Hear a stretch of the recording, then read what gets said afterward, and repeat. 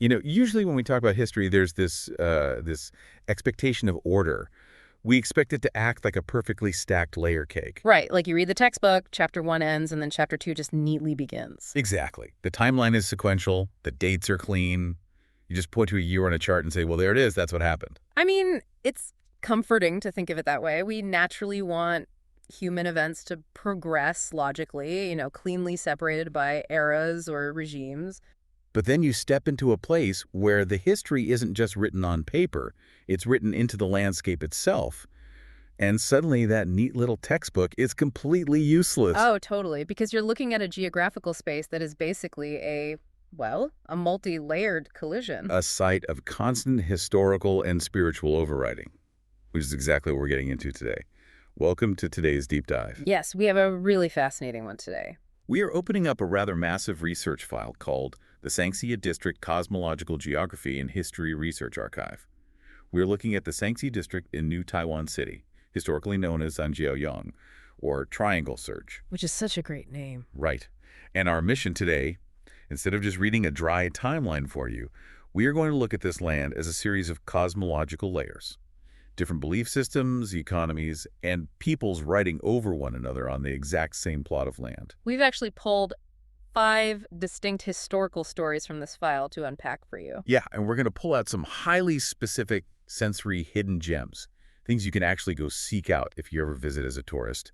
And then we'll wrap up with a pretty profound reflection on how places actually remember their past. To even begin to grasp how chaotic this place is, we have to start with the water. We do, because the physical geography of Sanxia is defined by 3 converging rivers. Right, and in pre-modern times, water dictated everything. I mean, it dictated spiritual architecture, military strategy, and of course, where the money flowed. So the archive introduces this concept of Han Feng Shui, specifically focusing on something called a shuiku, or a water mouth. And the way the early settlers viewed this river convergence is entirely different from how we look at hydrology today, Yeah, explain how they saw it. Well, in traditional feng shui, converging rivers mean wealth accumulation.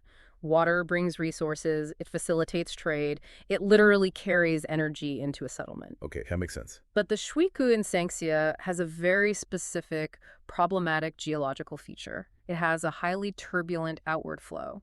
Meaning the water just rushes out violently. Exactly. So the wealth gathers at the convergence, but because the outward current is so fast and chaotic, the wealth is easily lost. Yeah. In a cosmological sense, it creates this highly unstable energy field. You are sitting on a landscape of extreme boom and bust. So if you're an 18th century Minnan immigrant trying to build a life here, you don't just build a dam, you build a spiritual anchor. You have to. To tame this unstable energy, they built a temple exactly at this geographical choke point, dedicated to a deity named King Shui Zushi. And the choice of deity is highly specific here. King Shui Zushi is a black-faced god traditionally known for 2 things: controlling water to ensure safe navigation and suppressing plagues. The plague connection seems random at first, but it makes perfect sense when you think about it. It really does in the pre-modern worldview. Plagues and diseases were often associated with foul, stagnant, or unpredictable water. Right. So placing the primary water god right at the most turbulent part of the river isn't just about praying for good trade. It is an attempt to impose divine order on a physically chaotic, dangerous landscape. And the detail about this that really caught me off guard is how this statue essentially functioned as a pre-modern geological warning system. Oh, this part is amazing. Yeah, the local legend states that the statue of King Shui Zushi would physically sweat right before an earthquake or a massive flood. It is just a brilliant example of how environment and belief systems synthesize. Think about the physical reality. A sudden shift in atmospheric humidity before a storm, or geological microtremors leading up to an earthquake. They cause condensation. Exactly. Condensation forms on the cold stone or wood of the temple. Right. But they don't have meteorologists or seismographs back then. So I keep thinking about this like a 19th century push notification for natural disasters. That's a great way to frame it. Today, your phone buzzes to warn you about a flash flood.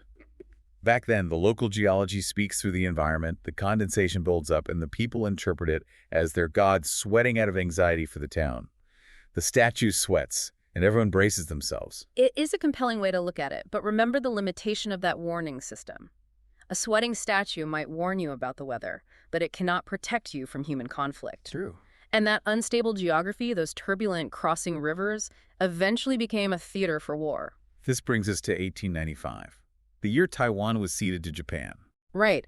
And as the archive impartially details, the Japanese military is advancing, and the local guerrilla fighters realize something crucial.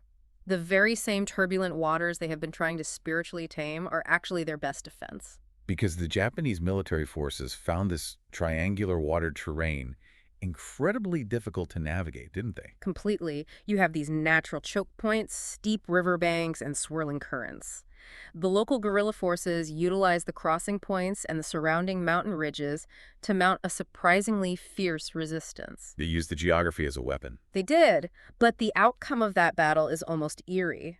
Because the Japanese eventually break through, and as a result of the resistance, they burn the commercial streets and the Kingshui Zushi Temple to the ground. Which essentially fulfills that ancient feng shui prophecy we just talked about. Yeah. The turbulent outward flow. Exactly. The wealth gathers, and then it is violently dispersed.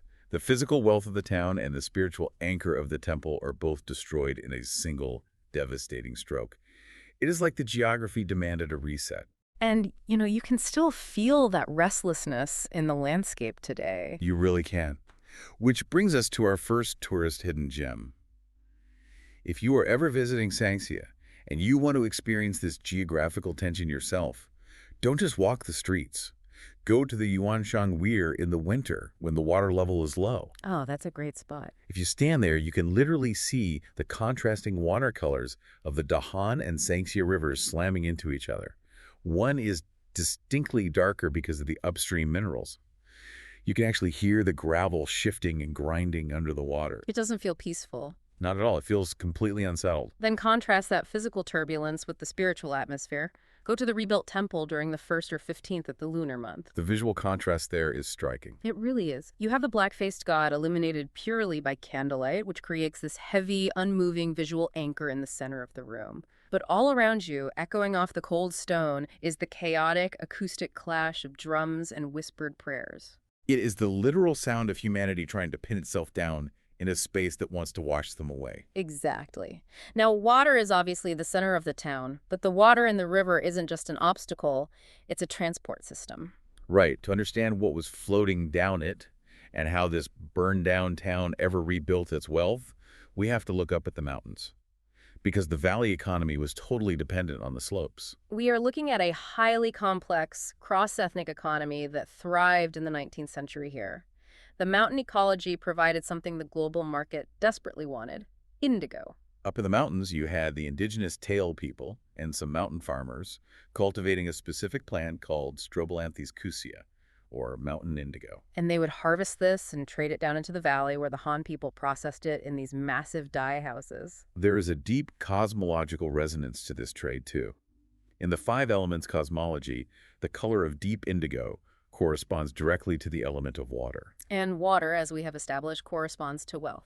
Right, so in a very literal sense, the people of Sanxia were extracting watercolored wealth from the mountains, processing it at the water's edge, and shipping it out on the river. It was a perfectly closed loop of prosperity. A loop that was shattered overnight by a scientific discovery half a world away. In 1897, the German chemical company Bayer successfully commercialized synthetic indigo.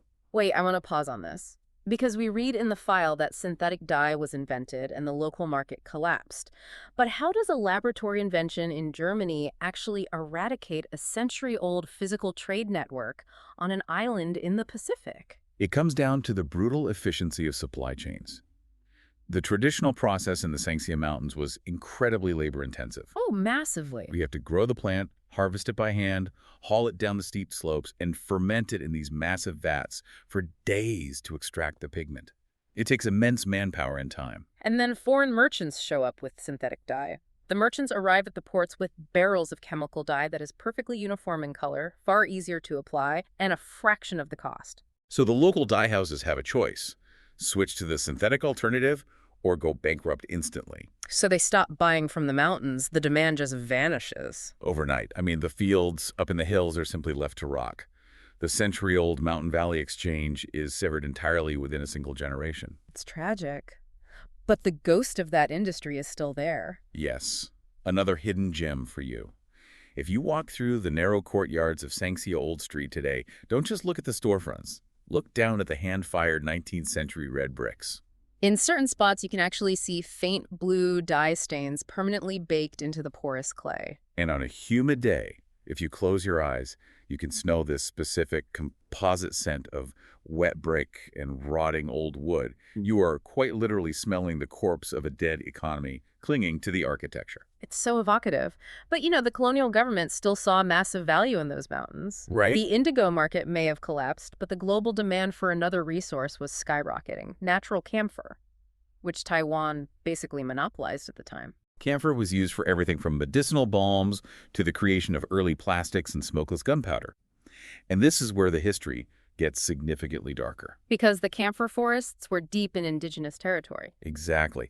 As the archive impartially details this historical trauma, to secure those highly lucrative forests, the Japanese colonial government initiated a systematic military advancement. They pushed armed guard lines, known as ENG lines, deep into the mountains.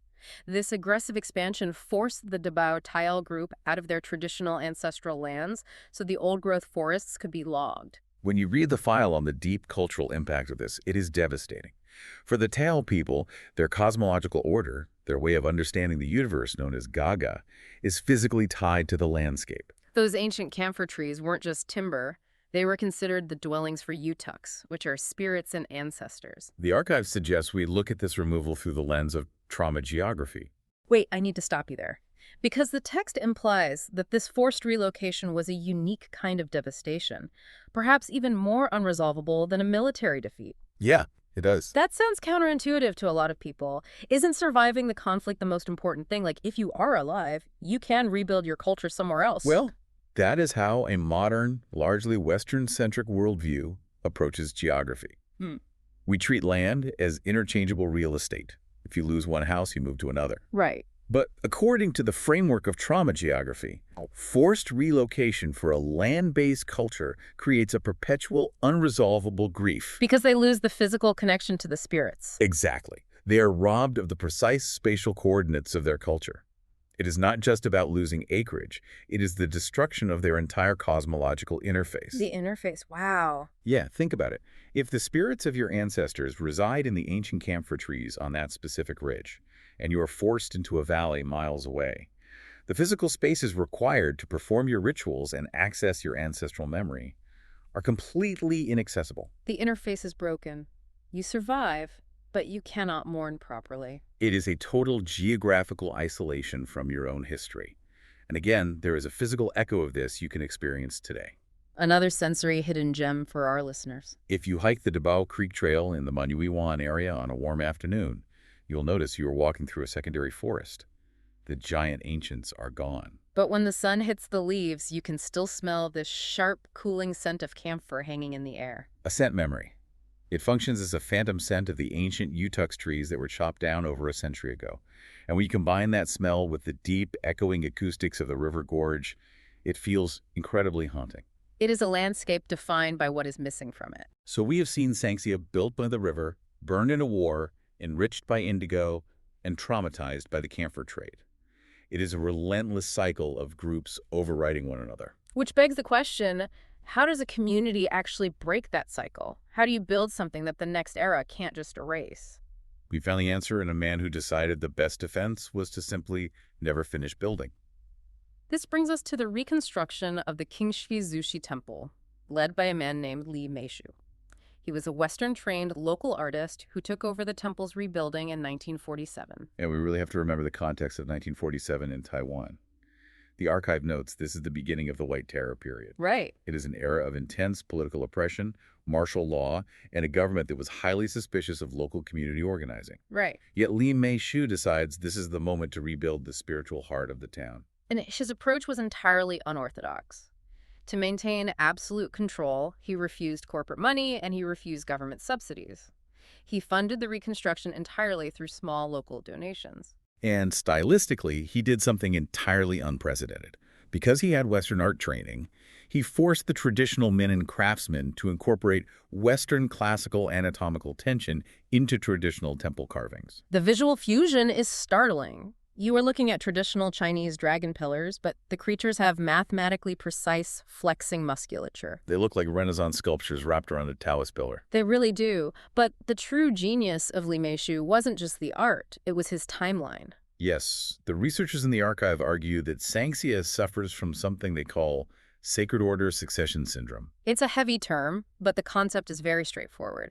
Every major group that came to Sanxia, the indigenous Ketagalan, the Atayal, the Han immigrants, the Japanese colonial forces, they all felt compelled to overwrite the previous culture's cosmology on this exact plot of land. The Japanese burned the Han Temple. Before that, Han settlers displaced indigenous sacred sites. It is a geography of mandatory historical replacement. But Li Meishu worked on rebuilding this temple for 36 years, right up until his death in 1983.